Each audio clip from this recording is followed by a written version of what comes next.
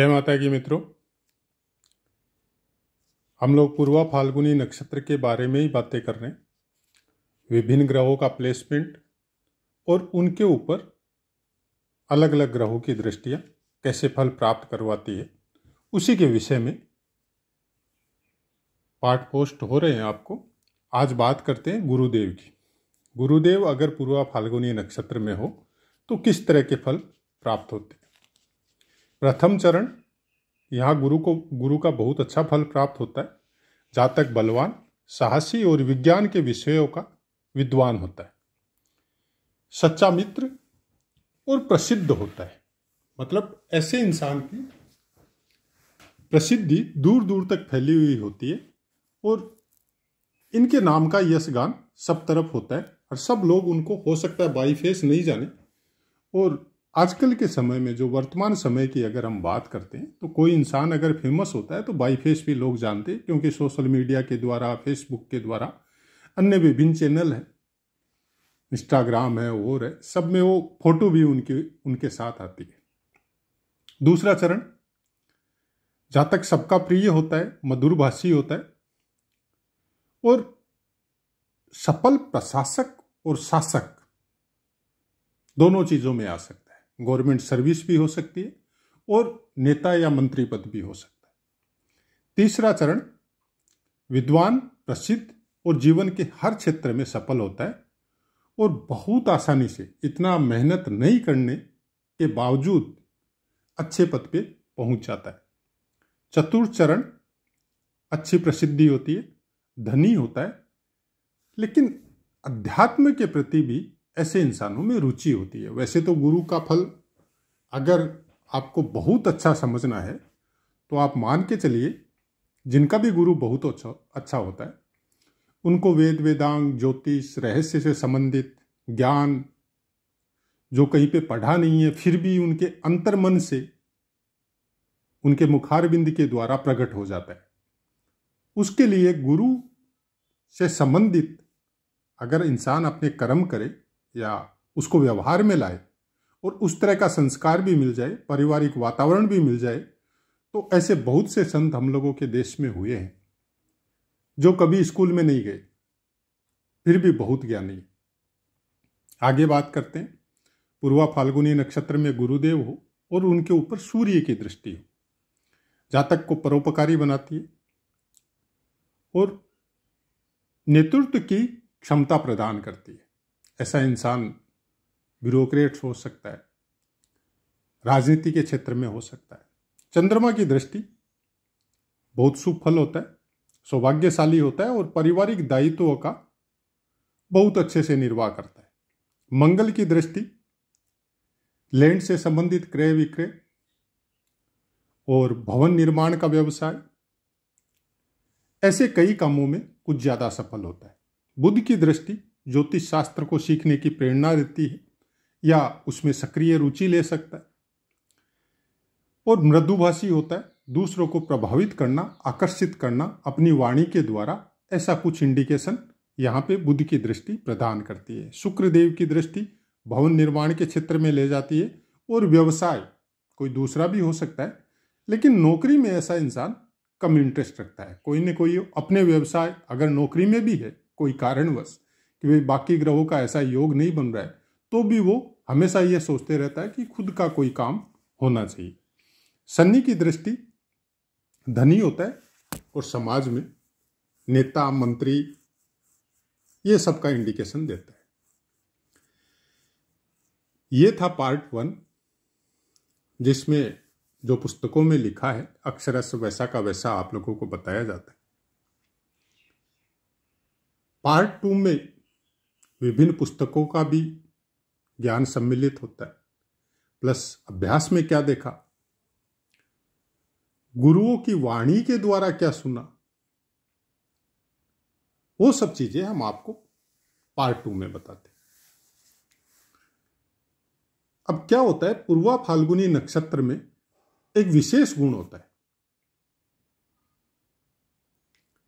आदमी का फोकस जो है एक पर्टिकुलर चीज पे होता है और ध्यान उसका ऐसा लगता है उस चीज में मतलब जिसको आप जिस भी चीज में हो, बाकी ग्रह जहां भी सपोर्ट कर रहे हो सकता है आप खेलकूद में हो सकता है आप राजनीति में हो सकता है आप बिजनेस में हो सकता है आप डॉक्टर वगैरह के पेशे में हो, कोई भी चीज, कोई डिप्लोमा हो सकता है जिसमें आपका इंटरेस्ट लगा और आपने उसको अचीव किया, लेकिन उसका फोकस एक पर्टिकुलर सब्जेक्ट पे होता है जिसको कोई कारणवश, पारिवारिक पृष्ठभूमि हो सकती है, सामाजिक दायित्व हो सकता है, परिवार का निर्वाह करना है वो जिम्मेदारी हो सकती है, उसकी वजह से उसको कोई कारणवश ग्रह सपोर्ट नहीं कर रहे हैं या कुंडली में कोई अलग सिस्टम है, तो उसकी वजह से उसको जो चीज उसको पसंद है उसके अंदर वो नहीं जाके और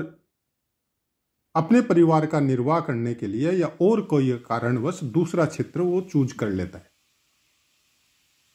लेकिन वो जो सब्जेक्ट है उसका, जो उसकी पसंद है, जिसके प्रति उसका झुकाव रहता है शुरू से, उस सब्जेक्ट के अंदर उसको हमेशा इंटरेस्ट आएगा और वो धीरे धीरे करके भी चाहे उसके ऊपर उसका ध्यान केंद्रित रहेगा। जैसे कई इंसान होते हैं ना, आप देखते हैं कि मतलब सर्विस कर रहा है लेकिन उसका ज्योतिष के प्रति झुकाव है। चाहे आप हमारी बात कर, भी शुरू से ही ज्योतिष के प्रति झुकाव था, लेकिन इसको कभी भी मतलब पूरी तरह ज्योतिषी बन जाए, कर्मकांडी विद्वान बन जाए और उसी से जीवन निर्वाह करे, वो नहीं सोचा। अब वो कुछ भी हो सकता है, प्रारब्ध के द्वारा हमको ऐसा नहीं मिला, ये भी हो सकता है, लेकिन उसके प्रति झुकाव रहता है और एक समय में वो मतलब कुछ अचीव करता है वहां पे। यह है पूर्वा फाल्गुनी नक्षत्र, जिसका एक छोटा सा अंश हमने आपको बताया है। बाकी बहुत बड़ी बातें हैं, और भी वीडियो बनाएंगे नक्षत्रों के ऊपर। जब हम लोगों को प्रारब्ध के द्वारा जो कुछ मिलता है वो हम लोगों को भोगना है, इसको कोई नहीं रोक सकता। न तो नेचुरलिटी रोकती है इस चीज के लिए, और न हम लोगों के जो दायित्व है वो रोकते। वो चीज प्रकृति के द्वारा, चाहे आप उसको विधि का विधान बोल दो, चाहे आप अपने प्रारब्ध के द्वारा जो कर्म लेके आए वो बोल दो, वो सब मिलता है। लेकिन वो चीज लागू होती है पशुवत व्यवहार में, जो इंसानों के अंदर नहीं होता है। कलयुग का अपना एक महत्व है, या हम लोगों की दिनचर्या का अपना एक महत्व है, वो एक अलग मैटर है। लेकिन जो पशुओं के ऊपर जो ग्रहों का फलादेश है, वो नेचुरलिटी के अनुसार उनको जो प्रारब्ध मिलता है, पशु पक्षियों को और को, वो सब वो फिक्स है। वो उनके हिसाब से उनकी दिनचर्या या उनके काम चलते हैं और उसके हिसाब से उनका अंतकाल भी होता है। ये चीज मनुष्य पे लागू नहीं है। प्रारब्ध हमको मिला है ये करने का या ये भोगने का, लेकिन उसमें एडलेस, कम और बेसी, ये मनुष्य के अंदर क्षमता है कि वो उसको चेंज कर सकता है। अब आप बोले कि क्या ज्योतिष के द्वारा चेंज हो सकता है? जरूर हो सकता है, ज्योतिष के द्वारा भी हो सकता है, लेकिन कोई ज्योतिष ही आपको चेंज करके दे दे, ये पॉसिबल नहीं है। कि कोई ज्योतिष अपना पुण्य कर्म आशीर्वाद स्वरूप आपको दे दे, यह संभव नहीं है। पहली बात तो ऐसी क्षमता ही नहीं होती है, और दूसरी बात, अगर वो दे भी तो क्या आपके अंदर वो शक्ति है कि वो उसको ग्रहण कर सके? यह बहुत बड़ी विडंबना है कि कोई आदमी आपको कुछ देना चाहता है, लेकिन आप लेने के लिए तत्पर नहीं है। आप उसको पीठ दिखा के निकल जाते हैं कि नहीं नहीं नहीं चाहिए, अपना ज्ञान अपने पास रखो। बस ऐसा ही कुछ है ज्योतिष के अंदर, कि जो आदमी ज्योतिष समझने लगता है, जानने लगता है, उसका पालन करने लगता है। बहुत सी बातें हैं कि आप ये चीज अपने पास रख लो, आप धनी हो जाओगे। ये काम आप शनिवार के दिन कर लो, आपके शत्रुओं का नाश हो जाएगा। ये कहां तक उचित है और कहां तक संभव है, ये हम नहीं जानते और हम करते भी नहीं है ये सब, और ये सब में ध्यान भी नहीं देते। हम केवल इतना ही बोलते हैं या ध्यान रखते हैं कि आपके कर्म गंदे नहीं होने चाहिए। जब जागो तब सवेरा। जब तक आप समझते नहीं थे, अनजान थे, आपकी सोबत ऐसी थी, आपकी संगति ऐसी थी, आपका पारिवारिक समझ लो या आपके क्षेत्र के हिसाब से समझ लो कि आपका वातावरण वैसा ही था और आप उन कर्मों में रत थे। लेकिन जब आपको समझ आ गई से आप ज्योतिष पढ़ना चालू कर दिए या कोई धर्म ग्रंथों को उठा के पढ़ना चालू कर दिए, चाहे आप किसी भी पंथ से कनेक्ट हो, उससे कोई मतलब नहीं है। और हर आदमी आज के समय में, वर्तमान समय में तो जिनको धर्म ग्रंथों को पढ़ने की लत बोल सकते हैं, इसको हम, प्रेरणा अलग मैटर है, एक लत होती है कि सब धर्मों का ज्ञान होना चाहिए। कहां तक होना चाहिए उसकी सीमा नहीं है, क्योंकि एक धर्म ग्रंथ को एक बार पढ़ने के बाद में केवल आप मेमोरी में उसको फीड कर सकते हैं, याद कर सकते हैं, वाद विवाद में हिस्सा ले सकते हैं, तर्क में हिस्सा ले सकते हैं, लेकिन उसके गुण रहस्य, उसके लिए उसको आपको बार बार पढ़ना पड़ेगा। एक बार में समझ में नहीं आएगा। हर सनातनियों के घरों में गीता मिलती है, रामचरितमानस मिलती है, रामायण मिलती है, श्रीमद् भागवत मिलती है, या कोई न कोई छोटी मोटी किताब, चाहे पुराणों से संबंधित हो, चाहे उपनिषदों से संबंधित हो, चाहे वेदों से संबंधित हो, कुछ न कुछ जरूर रहता है। और नहीं तो आरती तो जरूर रहती है, लक्ष्मी जी की आरती हो, ओम जय जगदीश हरे हो, कुछ न कुछ रहता है। आप कभी मन लगा के और एकदम दयाद्र भाव से प्रभु के समीप इस तरह से बैठिए जैसे आप अपने माता पिता के समीप बैठे हो, जैसे आप के बहुत क्लोज है कोई फ्रेंड, जिसको नहीं देखने से आपकी आंखों में आंसू आ जाता है, उसको उस लेवल पे समझने की कोशिश कीजिए। या भाई, छोटा भाई आपका, या आपका बच्चा, जिससे आप इंटरनल फीलिंग के साथ जुड़े हुए हो, उस प्रभु की मूर्ति में उसको देखिए और फिर उसका आरती को गाने की कोशिश कीजिए। आप जितनी बार गाएंगे उतनी बार अलग अलग अर्थ उसके डेवलप होते जाएंगे आपके हृदय के द्वारा। क्यों? हम लोग आज विभिन्न चैनलों के द्वारा, सोशल मीडिया के द्वारा वृंदावन की बातें करते हैं, मथुरा की बातें करते हैं, राधा राधा बोलते हैं, कृष्ण कृष्ण बोलते हैं, अयोध्या में जाते हैं तो सीताराम बोलते हैं या श्री राम बोलते हैं, सालासर जाते हैं तो हनुमान जी का नाम लेते हैं। हर क्षेत्र की अपनी एक महिमा है और उस क्षेत्र में जैसे इंसान का प्रवेश होता है, वो बातें ऑटोमेटिक उनके शब्दों से या उनके मुखारबिंद से निकलनी चालू होती है। तो जो वृंदावन वास है, बहुत से इंसान का लास्ट ये होता है मन में, जो कृष्ण भक्त है कि मेरा लास्ट समय वृंदावन में बीते। जो शिव भक्त है वो ये सोचते हैं कि लास्ट समय में काशी में रहूं। राम भक्त है वो अयोध्या का सरयू किनारा देखते हैं। क्यों होता है? क्योंकि आपके हृदय में आदिकाल से हर जीव के हृदय में वो उसके इष्ट का स्थान उसके हृदय में है। वृंदावन कहाँ है? आपके हृदय में है। अयोध्या कहाँ? आपके हृदय में है। काशी कहाँ? आपके हृदय में है। जिस दिन आपको ये लग जाए कि आपके इष्ट का, चाहे वो कृष्ण हो, चाहे राम हो, चाहे भोलेनाथ हो,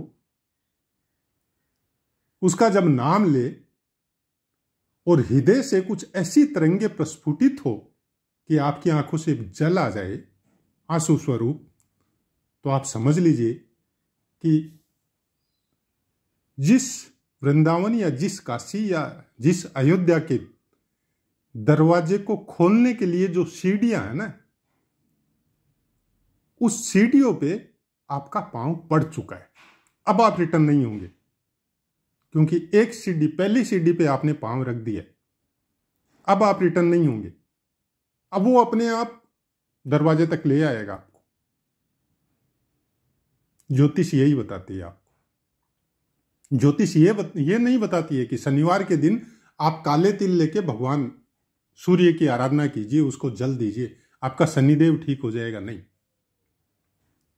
ज्योतिष शनिदेव के कारक बताती है, दुख के कारक। दुख कब होगा? जब आपका अपने प्रिय से मिलन नहीं होगा।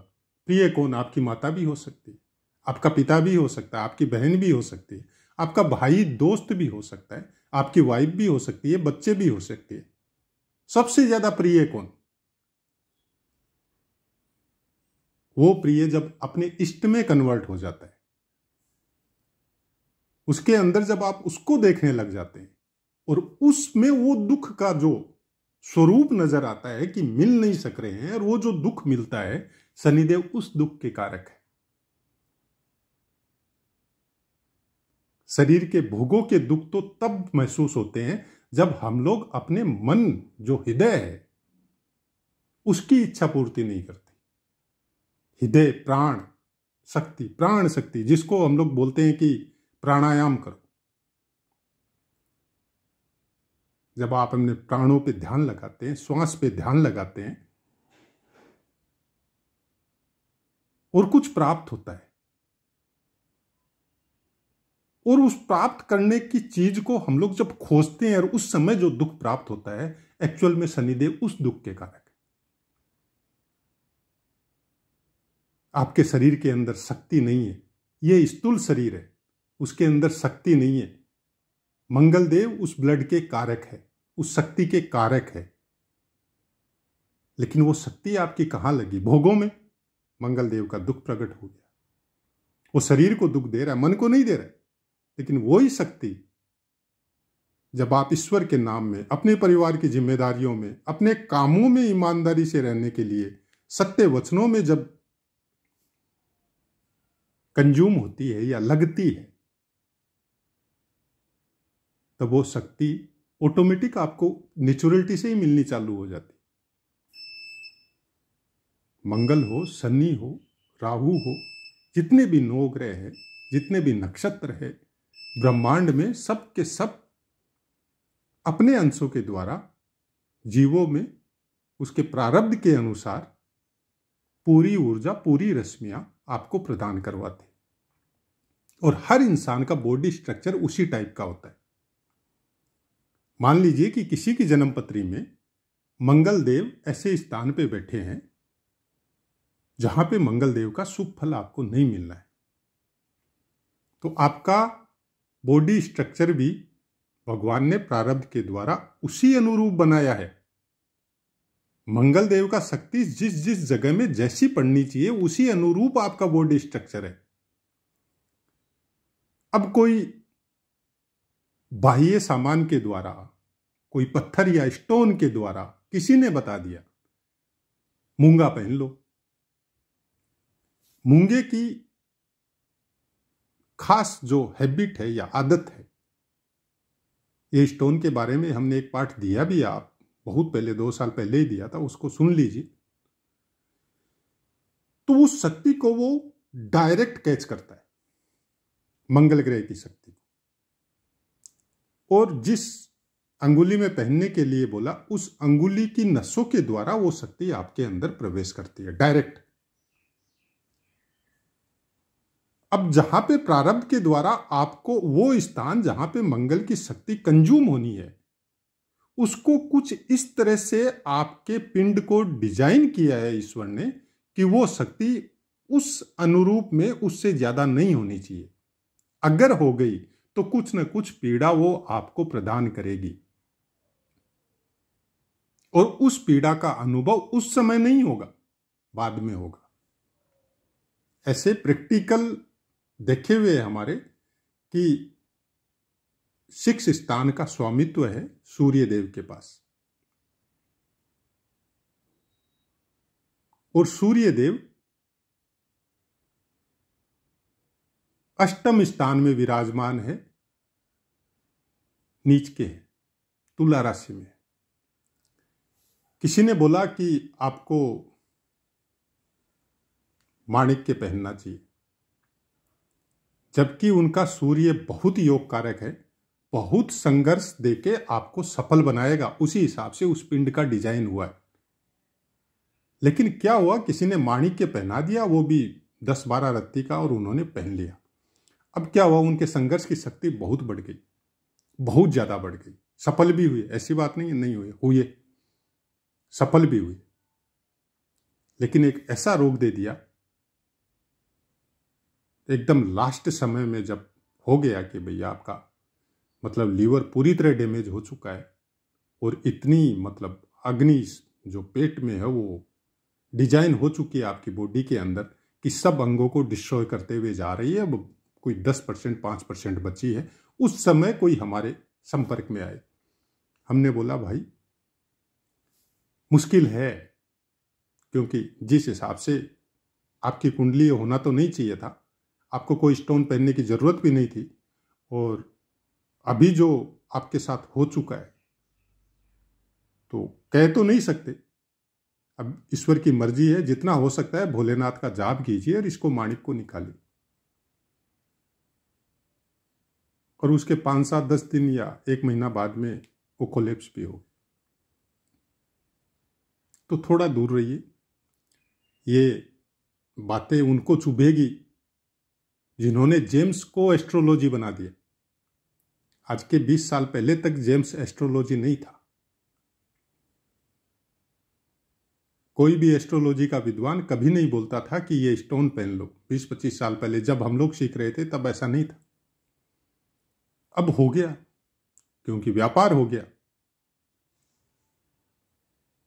तुरंत फायदा आपको देता है, ये हम नहीं बोलते नहीं देता, लेकिन उसका एक पर्टिकुलर समय होता है, 10 दिन का, 15 दिन का, 1 महीने का, मैक्सिमम 2-2.5 महीने का, इससे ज्यादा नहीं होता है। उसमें आपको प्रत्यंतर दशा, प्राण दशा, बहुत कुछ देखनी पड़ती है, गोचर, तब आदमी डिसाइड करता है कि इस पर्टिकुलर समय में ये पहनो, और 4-5 दिन के अंदर जो भी अंतर हो हमको बताना तुम्हारी लाइफ में। उसके बाद में वो डिसाइड करता है कि 2-2.5 महीने तुम कंटिन्यू रखो, उसके बाद में उतार देना। लेकिन हम लोग क्या करते हैं, कोई स्टोन अगर थोड़ा सा भी अच्छा कर दिया, अंदर बॉडी में क्या कर रहा है हम लोगों को पता नहीं है, और उसको पहने रहते हैं हम लोग। और जब नतीजा 10 साल 15 साल बाद में बहुत ज्यादा नेगेटिव होता है, तब तक समय निकल चुका होता है। तो थोड़ा इन चीजों से दूर रहिए। इससे अच्छा है कि कोई ग्रह, आप ज्योतिष देख रहे हैं, कोई ग्रह पीड़ा कर रहा है, तो उस ग्रह से संबंधित कौन सा देवता है, उस देवता की आराधना कीजिए। उस नक्षत्र से संबंधित, उस ग्रह से संबंधित जो देवता है उसकी आराधना कीजिए, सबसे अच्छा फल होगा उसका। आपको नेगेटिव इफेक्ट तो मिलेगा ही नहीं, उसका पॉजिटिव इफेक्ट मिलना है। तो ऐसा ही कुछ है हमारा तो ज्योतिष समझने का तरीका। आप कहां तक सपोर्ट करते हैं ये आपके ऊपर है। ज्योतिष सीखने के लिए ज्योतिष को हमेशा एक उस विद्या की तरह समझिए कि जहां तक हो सके किसी का भला करें। ये नहीं कि आपने कोई सब्जेक्ट सीखा है वो पराविज्ञान से संबंधित हो, चाहे वेद हो चाहे ज्योतिष हो, उसके द्वारा धन अर्जित करें, लोगों को सही राह दिखा सके, सही तरीके से ज्योतिष को समझा सके। जो संस्कारों को हम लोग भूल चुके हैं, जो दिनचर्या हम लोगों की आज के 40 साल पहले तक थी, उन नियमों को वापस अपनाएं, तब ग्रह पीड़ा का निवारण अपने आप ही होता है। तो अपनी वाणी को विराम देते और आपसे आज्ञा लेते। जय माता।